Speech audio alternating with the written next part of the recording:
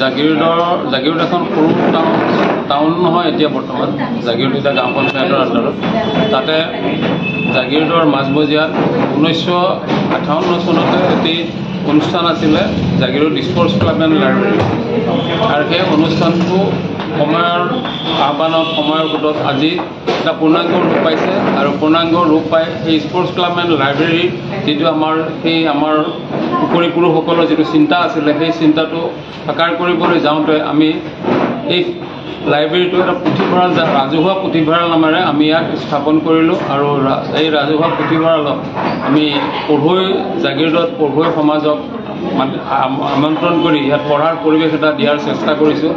এই চেষ্টাই যেন আমাৰ সমাজ জীৱনত অহা দিনবোৰত আমাৰ সমাজত এটা অসূয়া শক্তি নাশ কৰি এটা শিক্ষিত সমাজ এখনৰ সৃষ্টি হয়, এটা আৰম্ভণি হয়, তাৰে আশা ৰাখিছোঁ। অহা দিনবোৰত যেন আমাৰ এই সমাজখনৰ এই ব্যক্তিসকলে এই ব্যক্তিত্বৰ দ্বাৰাই আমাৰ এই সমাজখনক সমাজ জীৱনত শুধৰণি আনিব, সমাজখন সৎ পথত শুদ্ধ পথত আগুৱাই লৈ যাব, তাৰে কামনা কৰিছোঁ।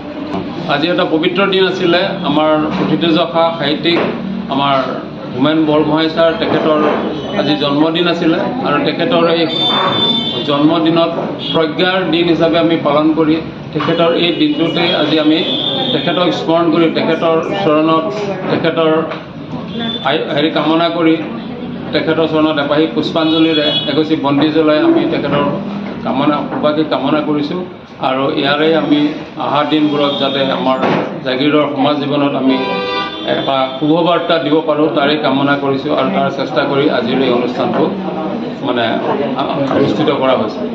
ডিমৰীয়াবাসীৰ বাবে সুখবৰ। সোণাপুৰৰ তেতেলিয়াত মুকলি Aditya clinic and diagnostic centre.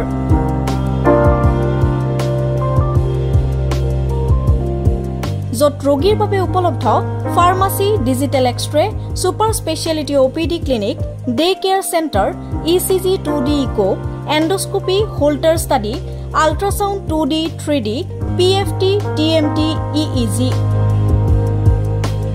বিশেষকৈ হৃদৰোগৰ সকলোবোৰ পৰীক্ষা নিৰীক্ষা কৰিব পৰা ব্যৱস্থা উপলব্ধ আদিত্য ক্লিনিক এণ্ড ডায়েগনষ্টিক চেণ্টাৰত।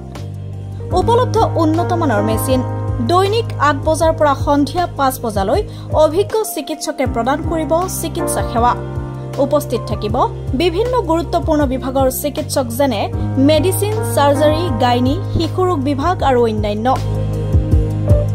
যোগাযোগৰ নম্বৰ 9365560093 অথবা 6002154585।